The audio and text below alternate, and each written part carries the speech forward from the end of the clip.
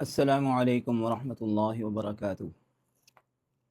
معزز سامعین کرام، آج کا موضوع ہے بچوں کے رشتوں سے متعلق۔ ہماری بہت سی بہنیں اپنی بچیوں کے حوالے سے اور بچوں کے حوالے سے پریشان رہتی ہیں۔ پریشانی کا سبب یہ ہے کہ بچیوں کی عمریں نکلتی جا رہی ہیں اور ان کا کوئی مناسب رشتہ آتا نہیں ہے۔ اگر آ بھی جائے تو عموماً وہ ہو نہیں پاتا۔ اس کے بہت سے اسباب ہیں۔ ظاہری اسباب میں تو بہت سے لوگ جو ہیں وہ آج کل مختلف قسم کی ڈیمانڈز رکھ دیتے ہیں، اور ان ڈیمانڈز کو پورا نہ کرنے کی وجہ سے والدین جو ہیں وہ بچیوں کے رشتوں سے محروم ہو جاتے ہیں۔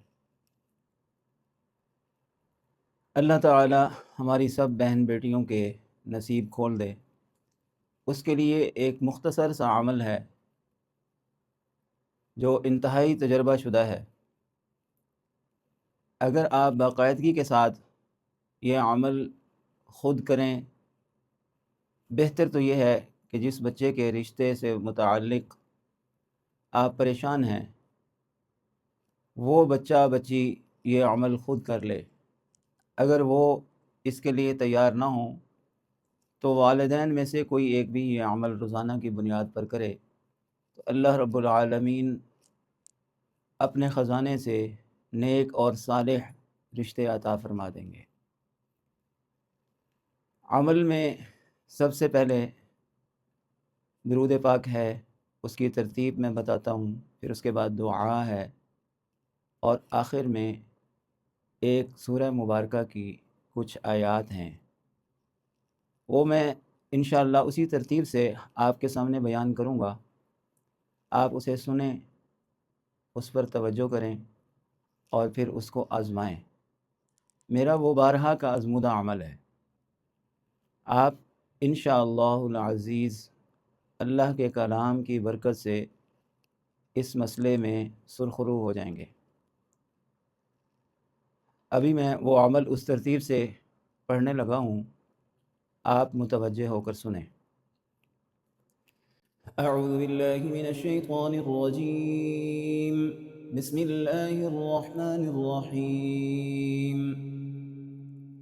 اللهم صل على محمد وعلى آل محمد كما صليت على إبراهيم وعلى آل إبراهيم إنك حميد مجيد. اللهم بارك على محمد وعلى آل محمد كما باركت على إبراهيم وعلى آل إبراهيم إنك حميد مجيد. اللهم صل على محمد وعلى آل محمد كما صليت على إبراهيم وعلى آل إبراهيم إنك حميد مجيد. اللهم بارك على محمد وعلى آل محمد كما باركت على إبراهيم وعلى آل إبراهيم إنك حميد مجيد.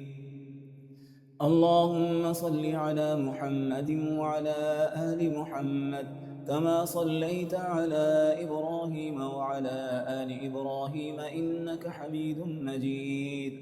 اللهم بارك على محمد وعلى آل محمد كما باركت على إبراهيم وعلى آل إبراهيم إنك حميد مجيد.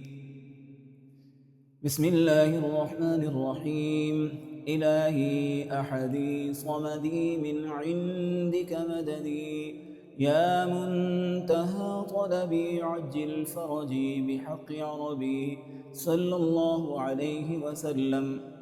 إلهي أحدي صمدي من عندك مددي، يا منتهى طلبي عجل فرجي بحق عربي صلى الله عليه وسلم. إلهي أحدي صمدي من عندك مددي، يا منتهى طلبي عجل فرجي بحق عربي صلى الله عليه وسلم.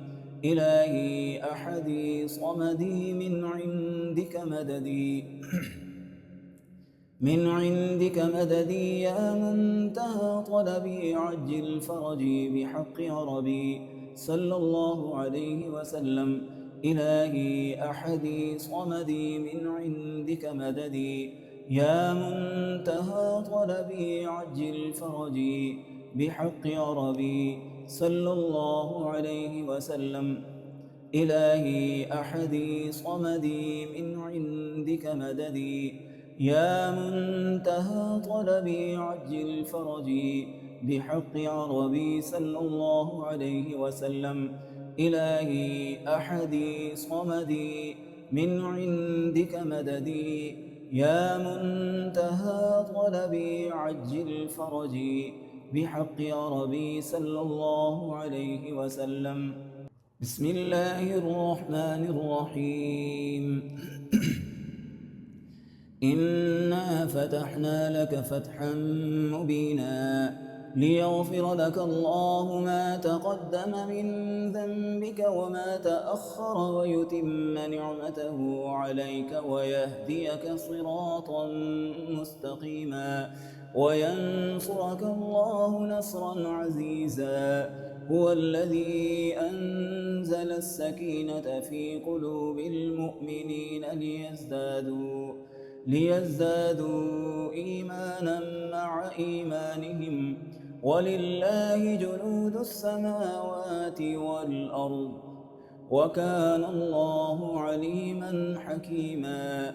ليدخل المؤمنين والمؤمنات جنات تجري من تحتها الأنهار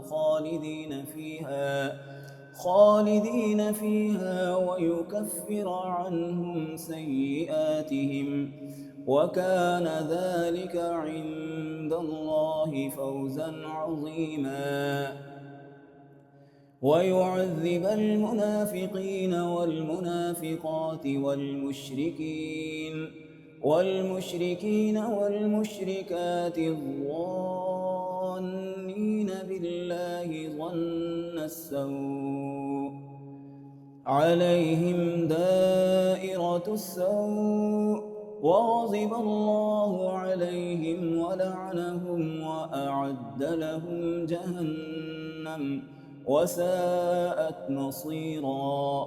ولله جنود السماوات والأرض وكان الله عزيزا حكيما. إنا أرسلناك شاهدا ومبشرا ونذيرا لتؤمنوا بالله ورسوله وتعزروه وتوقروه وتسبحوه بكرة وأصيلا. إن الذين يبايعونك إنما يبايعون الله يد الله فوق أيديهم فمن نكث فإنما ينكث على نفسه ومن أوفى بما عاهد عليه الله فسيؤتيه أجرا عظيما. سيقول لك المخلفون من الأعراب شغلتنا أموالنا وأهلنا فاستغفر لنا يقولون بألسنتهم ما ليس في قلوبهم قل فمن يملك لكم من الله شيئا إن أراد بكم ضرا أو أراد بكم نفعا بل كان الله بما تعملون خبيرا. بل ظننتم أن لن ينقلب الرسول والمؤمنون إلى أهليهم أبدا وزين ذلك في قلوبكم وظننتم ظن السوء وكنتم قوما بورا. ومن لم يؤمن بالله ورسوله فإنا أعتدنا للكافرين سعيرا. ولله ملك السماوات والأرض يغفر لمن يشاء ويعذب من يشاء وكان الله غفورا رحيما. سيقول المخلفون إذا انطلقتم إلى مغانم لتأخذوها ذرونا نتبعكم يريدون أن يبدلوا كلام الله قل لن تتبعونا كذلكم قال الله من قبل فسيقولون بل تحسدوننا بل كانوا لا يفقهون إلا قليلا.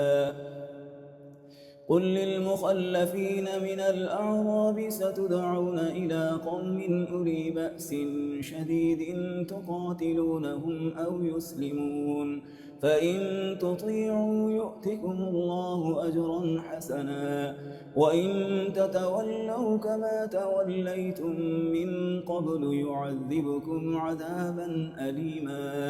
ليس على الأعمى حرج ولا على الأعرج حرج ولا على المريض حرج ومن يطع الله ورسوله يدخله جنات تجري من تحتها الأنهار ومن يتول يعذبه عذابا أليما. صدق اللہ العظیم۔